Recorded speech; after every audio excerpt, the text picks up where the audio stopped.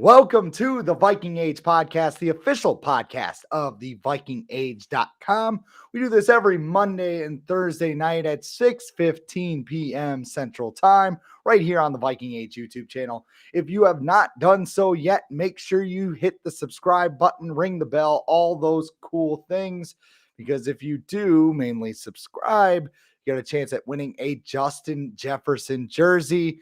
Just click on the description below.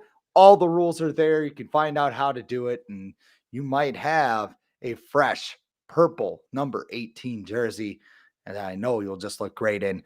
But you're probably wondering, my name is Chris Schad. I am your host. I am a contributor at the Viking Age, along with several other websites. Alongside me is my co-host, Adam Patrick, who is the managing editor of the Viking Age. And Adam, draft week is finally upon us. We have finally gotten here. The long, drawn-out draft process is almost over. 32 teams are going to select the next wave of NFL talent. And for some, it will be the beginning of a Hall of Fame career. And for others, it will be a punchline that we'll laugh at for years to come. So, Adam, let's start off with this question for you. Are you excited now that we have reached draft week? It's always a bunch of different feelings because you know we cover it, so there's a lot of work this week as far as pre-draft stuff and draft stuff, and then post-draft stuff as far as grades and everything goes. Then you look ahead to 2023, so I like the draft. I like to see who the Vikings pick, but I'm also going to be happy on Sunday, probably more Monday, when it is over and we get a little break, because this and free agency are probably the two busiest parts of the year for people who cover the NFL.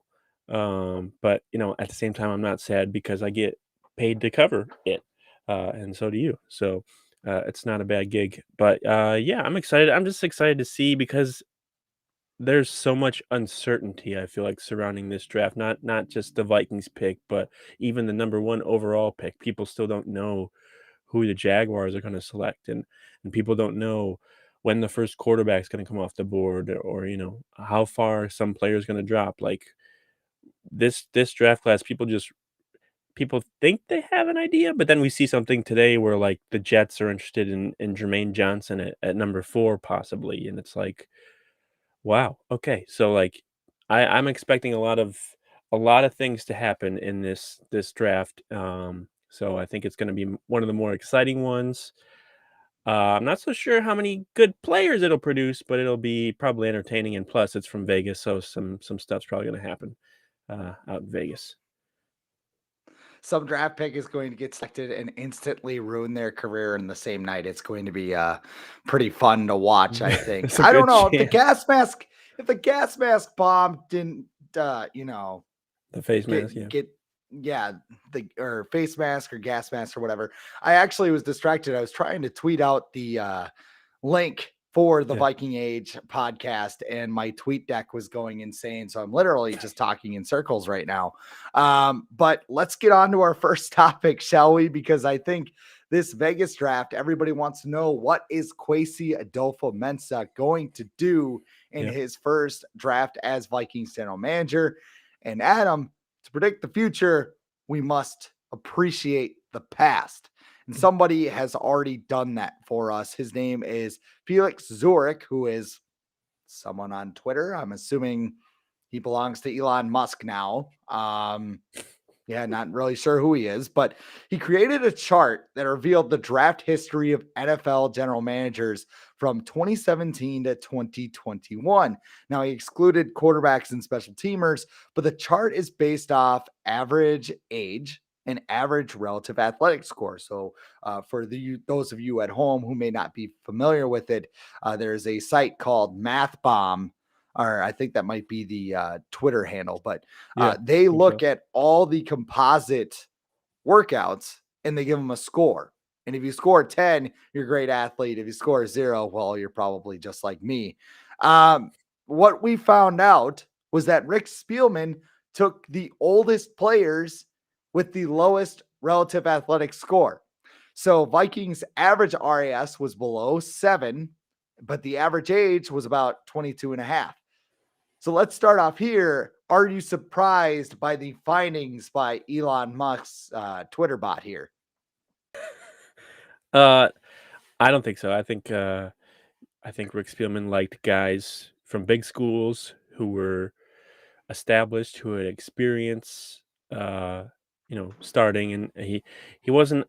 I don't remember him being too big of a fan of guys that were more like 1-year wonders. He didn't think they were really worth the risk, and if he took risks, it would be later in the rounds, like with a Daniil Hunter or some other guys in the 7th round.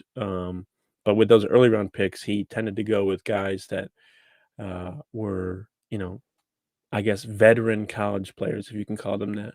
So I'm not surprised, and the athleticism does surprise me a little bit, but not really, because Rick Spielman was there since 2006, and he can say like all this, we have analytics and stuff, but like we hear the stories about how the scouts didn't want Wyatt Davis, but Rick Spielman, he pounded the table for him. That was his guy, and he wanted, probably because he had like a gut feeling or whatever, regardless of what the numbers said.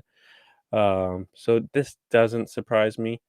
But I think you're going to talk about some of the stuff that Kwesi's former teams did, and that doesn't really surprise me either. But no, I'm not shocked by these findings. There are two names that I can think of off the top of my head that do not shock me about this. The first being Garrett Bradbury, who is Yeah, 24 yeah. when they drafted him, and Rick Spielman was like, "Age? We don't care about age. He's going to be a rock solid center." And look where we are now. And then Ade Aruna, I want to say he was 25 when he was a rookie. Like he was 24, 25, very grown ass man, basically, that they tried to turn into the next Daniil Hunter, even How though old they was the took long Daniil Hunter snapper? was How old was Austin Cutting? Wasn't he kind of old Austin too? Cutting. He was kind of old Wow, too, I thought. that's a great question. I'm actually I think going he to look was. that up now. But that plays into it. Yes. It just it's not shocking at all, because it Rick Spielman being the football guy, Yeah. it just yeah, like he's going to take guys that aren't exactly athletic. So, and that might be the problem. That might be why some of those guys busted so hard. I'm trying to find the Pro Football Reference page for Austin Cutting, and I'm having trouble finding it, which is probably a sign you wasted your draft pick. Okay, so he is 20. He is 25 right now. Right So now. he Okay. actually came to the league at 23. 20, 22. That's still old. 23 is old for a draft pick. You should be, look at guys like Irv Smith and Gene Hunter. They were around 20, 21. Even Justin Jefferson, I think he was 21 when he was. No, he was. I think he wasn't even 21 yet when he was drafted by the Vikings. If he was, it was very recent. And a lot of the guys they've drafted who were young have panned out. So I don't understand the whole not wanting to draft guys that are young. Maybe that's a Zimmer thing. Maybe that was a Zimmer thing too. Like he didn't want to deal with some of the immaturities that might have come with the younger guys. And he wanted to deal with guys that had a tiny bit more, I guess, life experience. But obviously, that doesn't matter if you can't play on the field. So, I don't know what their logic was, and I hopefully this is not something that continues with the one thing about this year. I think that we still might not even find out what Kwesi likes to do with the draft, because he's got the same scouting staff as Rick Spielman did. Because usually the scouting staff isn't done until after the draft. Because why would you just get rid of a scouting staff with when they've done like 8 or 9 months of work already? So some of the same things that Rick Spielman did, or the players that he picked, we might see that again this year. But some of the habits, as far as like trading back and not really trading up in recent years, might change. So that's something to pay attention to too. Is he just gonna do like the Jimmy Butler gif in the draft room? Like, where they hand him the stats and he's like, shimmying and just throws them over his shoulder, Yeah. just like, okay, just like Mike Zimmer did with all that analytics information over the past couple of years. Um, yeah, don't mean to take a stray at Jimmy Butler and Mike Zimmer, but here we are. Yeah. Um, so I looked at this chart and I'm like, hey, what can we take away from this? And Mhm. I started looking at Kwesi's previous stops. And his first stop was with the San Francisco 49ers. there 2017, 2019 as the director of football research and development. He was also there earlier, but 2017 was where he was promoted. John Lynch was brought in, and there's a whole new regime. So, and that's when the data started. So I wanted to look at that. John Lynch took older players than the Vikings, 22.7 years old, and that was according to September 1st. So if they were, 21 on, April 30th, but they turned 22 sometime over the summer. Yeah, that's kind of how it worked. Yeah. The problem was their average relative athletic score was over 9 or just shy of 9.0, I should say. So no other team took more athletic players during this draft, but they took players that were a little bit older. So their notable picks during this time. 2017, they took Solomon Thomas and Reuben Foster in the first round. Not great. Akilah Witherspoon in the third round, and some guy named George Kittle in the fifth round. He's all right. He turned out okay. Yeah. Big wrestling fan, I by think. the way. Yeah. Huge wrestling fan. I think he knows who Pentagon That's what is. That's what he's known for, I think, though. Really, right? Yeah, He's all right. He does the zero miedo thing. He's a decent player. Yeah, very good. Fifth round. 2018, Mike McGlinchey, Fred Warner, and current Viking signing Julian Taylor, bringing that up because he's on the team now. 2019, Nick Bosa and Deebo Samuel. That's a pair of home runs. Yeah.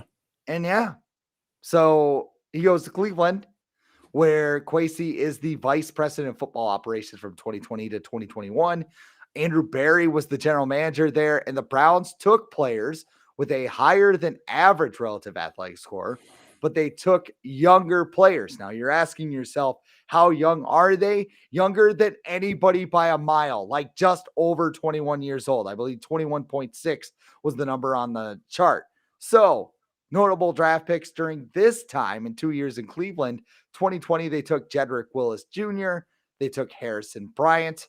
2021, they took Greg Newsome, Jeremiah Owusu-Koramoah, and Anthony Schwartz, who ran a blazing 40 during the pre-draft process. And this chart also kind of skews information because it was in the John Dorsey era. And back then, they had Myles Garrett, David Njoku, Denzel Ward, Austin Corbett, Nick Chubb, lots of guys with lots of athletic ability. So now that I just kind of laid everything out, what do you kind of take away from this? And does Kwesi, track down some athletic guys, or how does this work?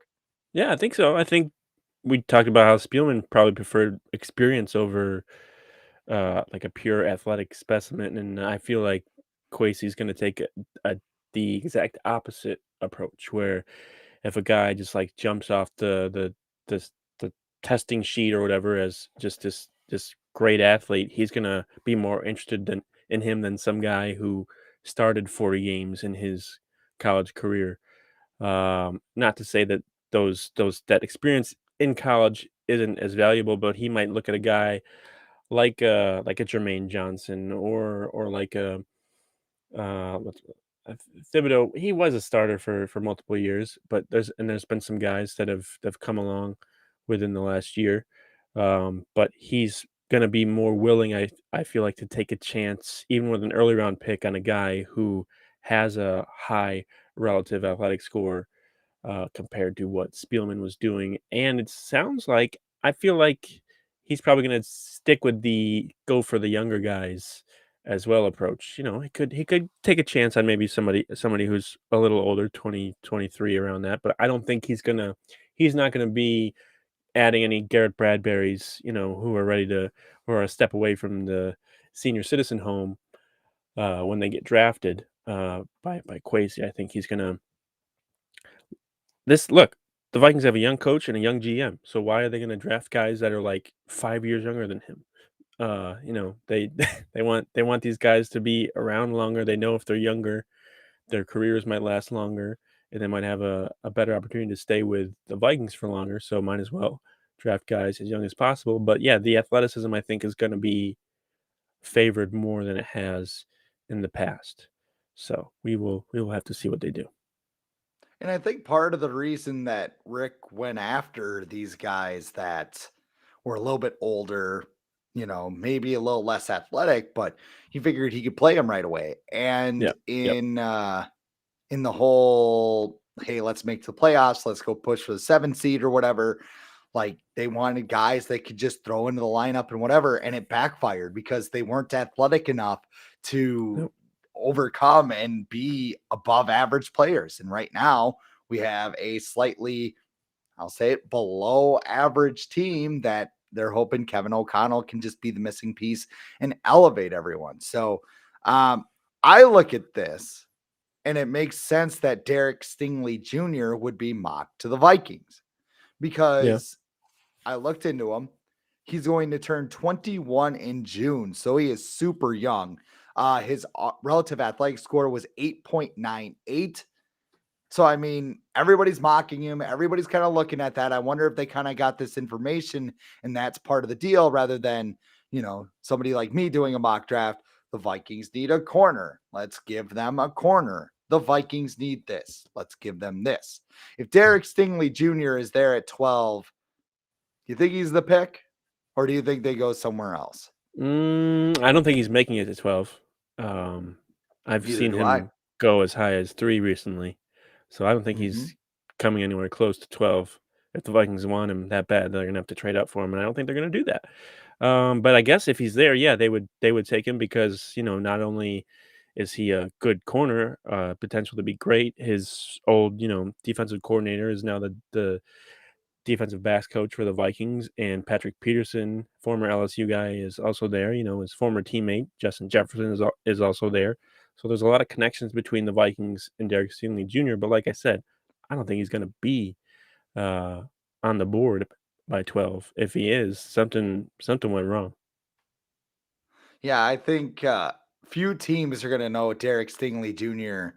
as well as the Vikings are. And the fact that Right. Stingley went into his pro day and had this monster performance, not like top of the charts, but very good. I think the Vikings would probably look at that and be like, that's going to be an impact player, even though he'll probably be behind Patrick Peterson and Cameron Dantzler.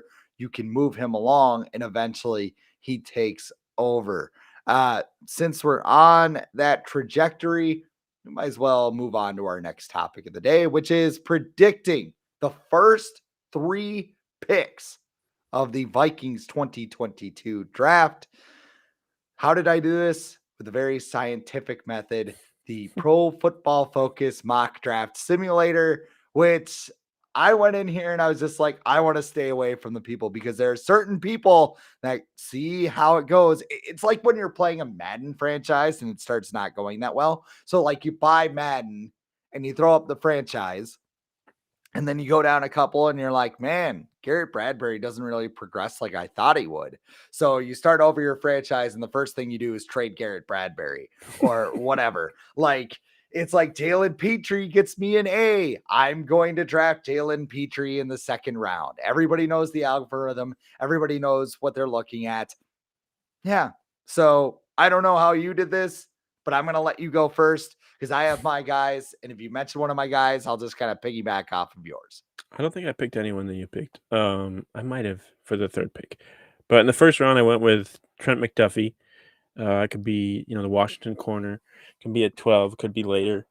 But he's someone I feel like has gotten a lot of attention.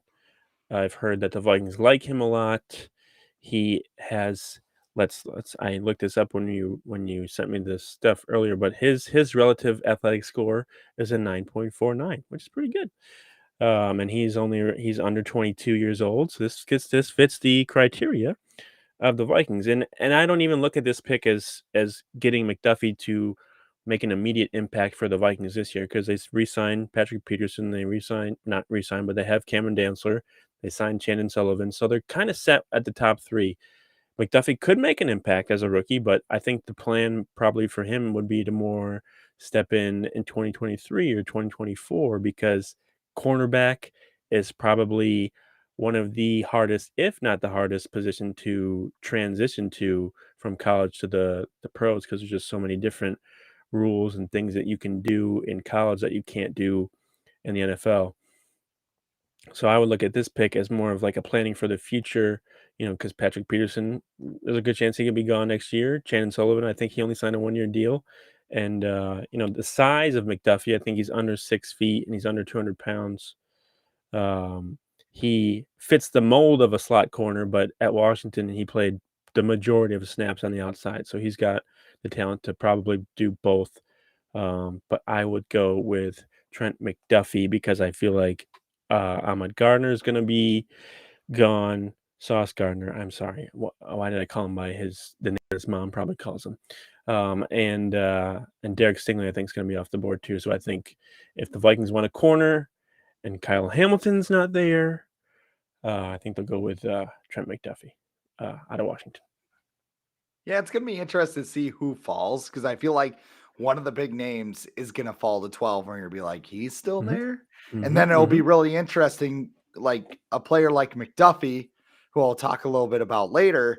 I don't know. I mean, the Vikings could look at him, be a corner, and they'll be like, all right, that's our guy. And like you said, like the competitive rebuild thing, right? We've seen competitive. We've seen all the old guys brought back. We've seen the same crew run it back, right? This is where the rebuild takes place. And I think when you have older guys that are established that can start right now, you can take some risks. You can take some younger players, maybe some guys that have a better relative athletic score and hope for the best. So I think McDuffie, I'll give my thoughts on that pick a little bit later. It's not exciting. I know it's not. And I wrote about this. I did a mock draft or whatever that went up today on the Vikings. And I think I literally wrote, I know it's not an exciting pick, but like it makes a lot of sense as far as what the Vikings need for the future. And, they have players to step in right now, like you mentioned, the competitive rebuild. So like they have guys to start right now, but looking ahead next season and the year after, you need to find guys that can step in, as soon as possible. You know what? I'm just gonna say it. We need an exciting pick. We need an exciting pick. I wait till later in the show. I will wait till later in the show for this. The good old tease. Like if you don't want to stick till the end, wait until the end because I'm starting to get an even better argument for what I was going to say. Even though, it was kind of buttoned up. Let me do my job here first and let me tell you what I was doing. So, like I said, I wanted to stay away from the names that were super popular. So I wasn't going to take Derek Stingley Jr. Although if the Vikings took him, I wouldn't be upset. I think Sauce Gardner or Derek Stingley would be a great pick there. Jamison Williams is a name that is getting more and more traction as we move along, not just from Viking circles, but from the entire league. And he would fit this bill. He turned 21 in March. His relative athletic score is not there because he hasn't worked out because of his torn ACL. He apparently ran a 4.39 40-yard dash at Alabama, though. And an anonymous NFL scout. Yeah, when did he do that? When did he do that? I don't know if they have this combine. Like I'm reading what I wrote. Every summer they run 40s. They just do a little like combine there. I don't know that it would be smart. It would be smart for a college program to do that. Like, okay, we're getting you ready for the pros. Let's go ahead and let's have you run a 40-yard dash. This is how you do it. Well, he transferred from Ohio State, right? So maybe they wanted to see how fast he could actually run. So yeah.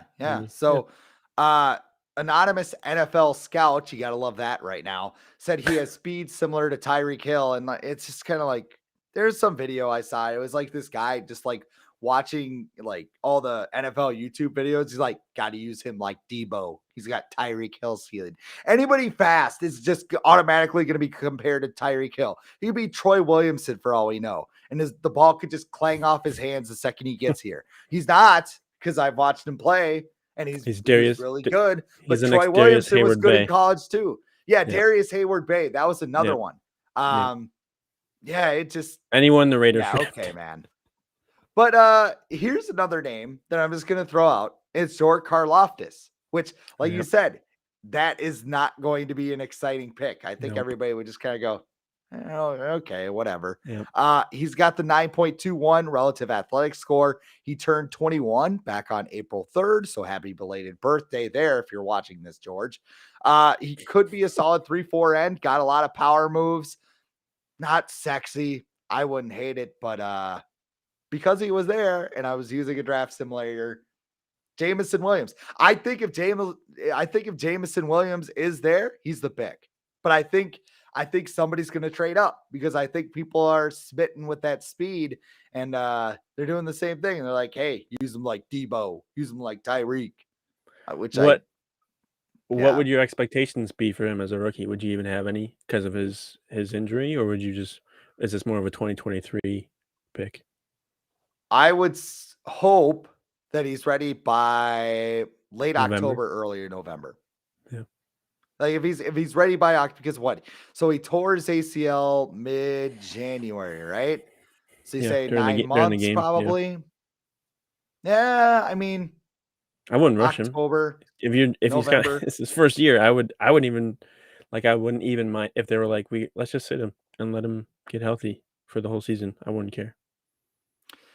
It just depends on the rehab goes. Yeah. I mean, if you believe in him that much, and if the Vikings completely tank, like naturally tank, and they're just not good, then there's no reason to rush him back. If you're in a playoff race, he looks good in practice, you go, all right, let's stick him out there. I mean, he's not going to be a number 1 or number 2 receiver. You're looking at him to kind of be that number 3 guy, be the deep threat, take the top off the defense, and free up Justin Jefferson and Adam Thielen for those yards underneath. Here's the thing. He would play if the old medical staff was still there. He would play next season, no matter what. He would play like his career depended on it. Mike play. Zimmer, if he wasn't, what do you mean you got torn ACL? Did you know Jeff Gladney? He ran on a torn meniscus. I don't even know if it was Zimmer. And I was like, there's some. I was like, Rick, are we getting that corner at 25? You could get your Justin Jefferson. I want my corner now. There's some stuff about Sugarman, how he pressured people and had comments and stuff about guys who were injured. So I wouldn't even put that on Zimmer. I'd put that on the old medical staff. And now they have like the best of the best in there. So I would. Oh, I'm sure it's the friendliest medical staff ever. Hey, how you doing? Oh, very collaborative. A little scrape on your knee. Let's put a little Band-Aid on it. Very collaborative, to make it feel better. But they are collaborative. There's probably like 2 people just like, oh yeah, I scraped my knee. Oh yeah, well, what do you think, Doc? What do you put you in a sling? Yeah. All right, second round. Who you got? I got a guy who I didn't really know about, but after reading about him a little bit recently, I like it, and reading about the Vikings' needs, I like it as well. I got Travis Jones, a defensive tackle out of UConn. Now he's I believe he's UConn powerhouse. I like it. Yeah. Dan Orlovsky. What is your take on that? I just want to ask, like when you see a player like out of UConn, are you just like, why are you taking him? But I mean, there's been players from weird colleges before. Yeah. Well, Josh Allen out of Wyoming. I mean, that's the number 1. There you go. Like, sticks out to me. But Travis Jones, he's a nose tackle. I think he's around like 330. He's like 6'5" or something like that. But he had a relative athletic score of 9.39. And I think he's under 23. But I looked at it. So they signed Harrison Phillips. Excuse me, not Harrison Smith. Harrison Phillips to a 3-year deal, and they can get out of it within probably like 2 years. But next year, Dalvin Tomlinson and Armon Watts are both free agents. So even if they draft Travis Jones this year, he doesn't have to make a big impact immediately. It's more for what they're going to do in 2023. This goes back to the competitive rebuild where you have guys in place already, but you're building more for 2023 and 2024. But I think he's if I didn't say it already, he's PFF's like 27th ranked prospect this year on their big board. So he's getting some attention. I think he's the 3rd ranked defensive tackle in the league, not in the league, in the draft pool this year. So yeah, Travis Jones out of UConn, a relatively probably unknown. He's not Jordan Davis, but he's still a very athletic big guy. And I think he also had like over 20 pressures last year as a nose tackle, which is pretty good if you're a nose tackle. So that's my guy, Travis Jones. That's kind of the argument against taking Jordan Davis at 12. I mean, he is a freak. If they took him at 12, I wouldn't be mad. Right. But at the same time, a position like nose tackle, you could find a guy a little bit later and you could feel a little bit better about yourself. So Yep. I don't know. Personally, I went on the lookout for more athletic players, and everybody wants Jalen Petrie from Baylor, right? I mean, Mhm. that gets to the A on the PFF simulator. Mhm. People compare him to the Honey Badger, so I mean, people are excited there. But he's also going to turn 23 on June 3rd, and his Ooh. RAS a 8.47. So Ooh. kind of, I mean, if Nope. they took him, I would like it That's a a little bit. Spielman pick. That's a Spielman pick. That I That's a want Spielman Jalen that's a Petrie. Spielman Mike, pick. he's a corner. Mike, he's a corner. Don't you look at me like that. Mike, sit Yeah. down, Mike. I know he's Yeah. not a true Yeah. corner. You Yeah. gotta take the That's 24-year-old. a Spielman. That He had he a would pick him. broken finger at the combine, and I He would really pick him and like be like, him. "There you The go, Mike. There's football your defensive guy. back. See what you can do." Sam Howell was on the board here too. I feel like there are worse picks you can make in the second round. There are. Yeah. If you want to do it, go ahead and do it. But we also know how second round picks have turned out as far as quarterbacks go. I went with Wisconsin linebacker Leo. Hope I'm pronouncing the last name wrong. Chanel? Chanel? I Chanel? think it's Is Chanel, that like it? the brand, right? Yeah. So you have a 21-year-old linebacker. He's going to be 21 on week 1. A 9.99 relative athletic score. Oh Pretty my. good. That's Yeah. all right. I wonder what would have been needed to get him a 10, like save an extra tenth of a second Did he or something. sneeze? I would be disappointed. Like, what? Right, Yeah, right. that clumsy step onto the practice field. I mean, I know, yeah, it's a little One of your slick out shoes was here, but untied. yeah, laces out of place. Yeah. Yeah, had to ding you for that. I'm sorry. Eric Kendricks and Jordan Hicks are not young. So I feel like the Vikings should they're looking at this competitive rebuild thing. They should get some younger players in here. And you're getting a guy who's just a superstar in stopping the run. He had a 91.4 run defense grade, according to PFF last season. Micah Parsons' record at Penn State was 94.8. A downhill attacking linebacker in the middle of that defense. I mean, people are going to be like, where's the corner? Where's the corner? Calm down, Mike. We'll get you your corner. Don't look at me like that, Zim. Don't look at me. You're not here anymore. Mm-hmm. Leo Chanel. That is my second round pick. So Yeah, there I you like go. it. I like this. Well, I feel like what we're doing is kind of what the Vikings did when Zimmer's regime first began. Like he drafted rookies, especially even in the first round. Like he got these guys, and he pretty much was like, unless you're a superstar, you're not going to play as a rookie. Like you look at Trey Waynes and even Teddy.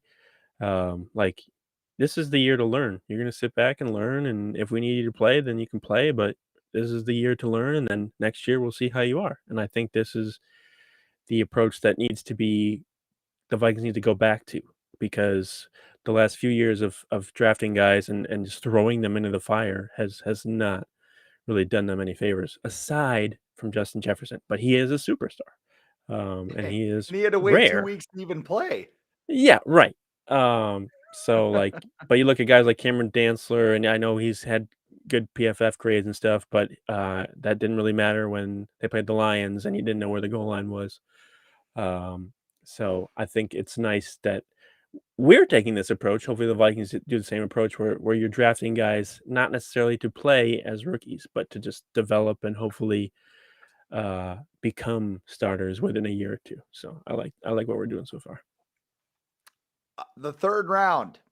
I'll let you have the honors once again. It is your turn. Who do you have the Yeah, Vikings taking in the third round?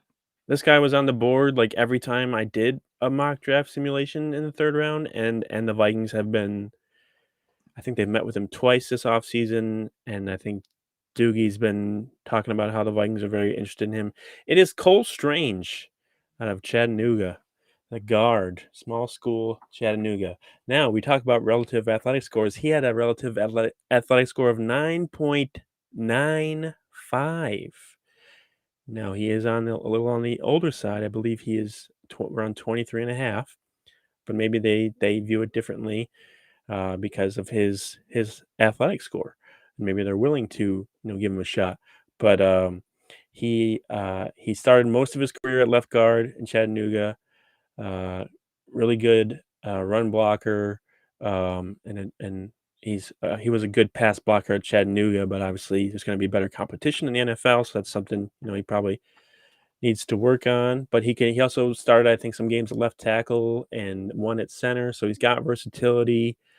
And once again, he's not a guy that has to play immediately. The Vikings signed Chris Reed.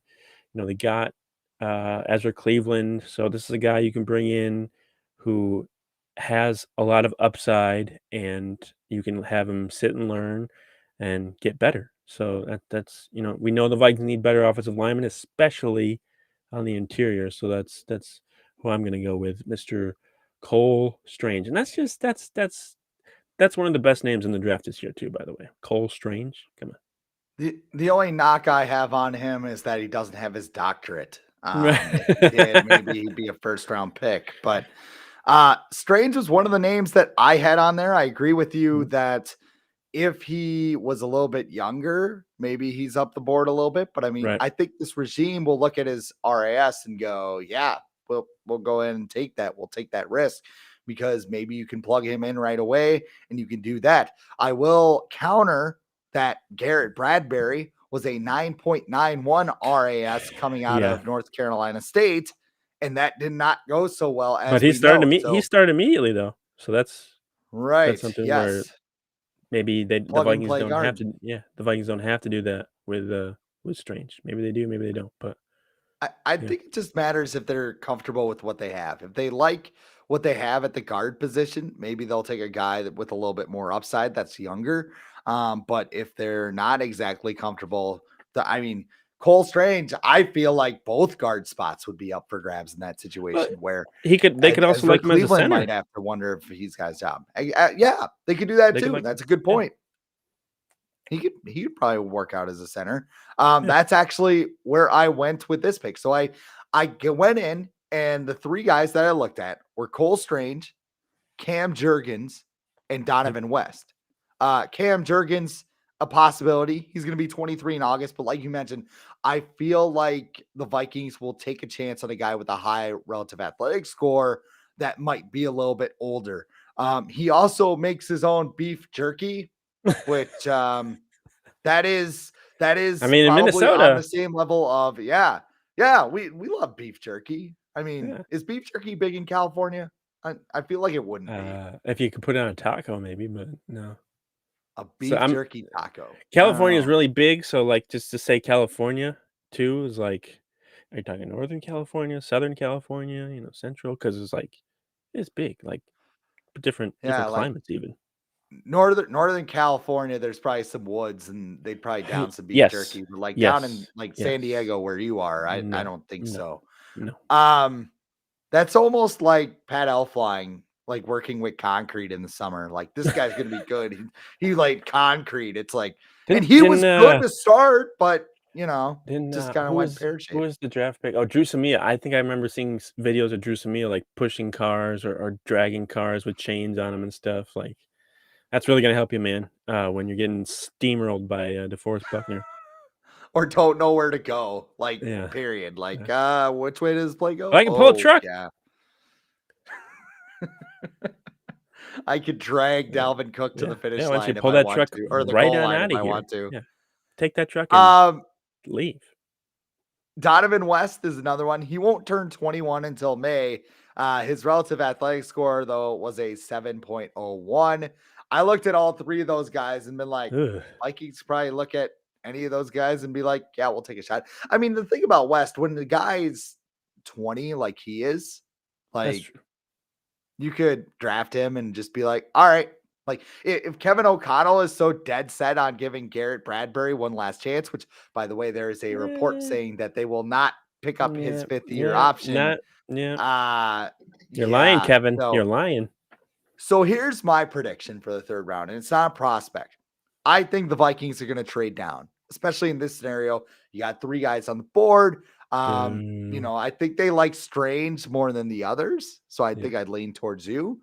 But I also know that if they don't make a trade within one of the first three picks, they will not have a fourth round pick. And I don't think they want that. I think they want to pick in each round at least. So I think Kwesi is going to trade down here because if you're at 12, you see the guy you want, you take him. Maybe even the second round, see the guy you want, take him. Maybe you do a little bit of a lower trade, get that 4th round pick. So I traded down with Tennessee. I got pick number 90. I got pick number 131. So 90, which is, I don't think it was a comp pick quite yet, but West was the last guy standing. But I could definitely see the Vikings with a trade down. So rather than a prospect, I'm predicting a trade. I don't know if that's a cop out or not. I'm going to do it because I'm the host of the show today. You can do whatever you want on Thursday, Adam. Just going to say it. And Pro Football Focus gave me an A-. So we're still looking for a corner, but whatever. Just draft one later. Mike, calm down, Mike. And well, what we've heard from like Ed Donatel and stuff that like they need the corners to play well, obviously, but it's not like the Mike Zimmer defense where you need the corners to be, borderline elite. Like they're going to give these corners a lot of help as far as like pass rush and safety help and stuff like that. It's not going to be strictly on like you need to cover this guy one-on-one. You got to shut him down. So, not drafting a corner within the first 3 rounds, I don't think is going to be crazy because at the same time too, there's still a number of veteran free agents, guys that Ed Donatel has actually worked with as well. Trying to think off the top of my head. Of course, I say it now. I can't think of it. Kyle Fuller and Bryce Callahan are both out there still. And then there could be guys that get cut before the season that they might be interested too. So if they don't draft a corner with the first 3 rounds, I'm not going to be worrying because one, we've talked about how they're already pretty much set with Patrick Peterson and Jen Sullivan and Cameron Dantzler. So I'm not going to be ripping my hair out and be like, what are you doing? Some people might. But as long as they're not psychotic like Bashaud Breeland was, I think we'll be okay. But no fights on the field. No fights on the field. No liking the women online either. Or tweeting after games. Yes. Don't tell the fans to. Don't go full DX after games. Yeah. Don't talk about it that way. Don't talk about any bratwurst after games. Anyway, the final topic we had for today. We're kind of running out of time, so I don't know what you want to do here. Let's just do one each. Let's do one each. All right, yeah. I got a good one. So, but I'll let you go first. So what we're going to do here, this is something that the Ringer NFL Draft podcast does, and it's called Take Purge, but we're going to do the Vikings Draft Edition. And basically what happens is you have a scalding hot take that you're about to drop on everyone, and I'm not going to judge you. I'm just going to sit back. I'm going to enjoy it, and whatever. So, Adam, this is your floor. What is grinding your gears? What hot take do you want to drop on this podcast? I had some good ones, so now I got to pick one. I could go. I had one about Christian Ponder. But I'll go. Tight end is a bigger need than receiver for the Vikings in this draft. Irv Smith's career has been injury riddled. The position group has 0 depth behind Smith. No offense to Johnny Munt or whatever, or anyone else in there. And Irv Smith is also in the final year of his contract. So like we've talked about before, get someone in the building now to learn the system, adjust the NFL, and then they could possibly even, replace Smith in 2023. So I view tight end as a bigger need for the Vikings than wide receiver in this draft because they got Jefferson, they got Thielen, they got KJ Osborne, who I think I saw somebody tweeted that he had like statistically the best 3rd wide receiver season any Vikings player has had. So KJ Osborne, and he's going in his 3rd year, so he can get better. I'm not saying he's better than someone you can get in the draft, but I just think if you're going to take a receiver within the first 3 rounds, I think if you're going to take a tight end or a receiver in the first 3 rounds and you're the Vikings, I think that tight end is a better option to do that. Does this mean we have to take down the Jarius Wright statue outside of US Bank Stadium? Like the greatest 3rd receiver ever in Vikings history? Right. Or like Jake Reed. Jake Reed's is KJ Osborne, is he 17 too? I think he is. I think he's number 17, right? Yes. I think he is. Yes, he is. That's the number you gotta wear if you're the third receiver, I guess. Because it was Apparently. I think Aldrick Robinson had that number too back in the day, like 2018. So yeah, that's the number. But yeah, that's my flaming hot take. I did have one about Christian Ponder, but I'll save that for another time. Flaming hot. Did you know there's a flaming hot Mountain Dew now? Like you can drink flaming hot apparently. Man, I'm not surprised with anything that's available to consume these days. Like I've never every time had I flaming hot. Like I've no, never not I like look at it Cheetos and or I'm just anything. like, yeah, I'm just like, I'll just get regular Cheetos. Like, I don't want my mouth to burn. I don't know. Yeah. But some Yeah, people like that. Some yeah. people like, So especially out here, they're really big. Like it's really big out here, and maybe it's the taco culture or whatever that's out here that promotes that. But yeah, they're really big out here, all the flaming hot stuff. But no, it's not. Not. If I'm gonna have hot stuff, I would like it to be chicken wings. That's typically about it. I don't need anything else. that's the New Yorker in you, the Yes, the Syracuse buffalo Buffalo wings. outstate guy. Yeah. Yes, Yes. yes.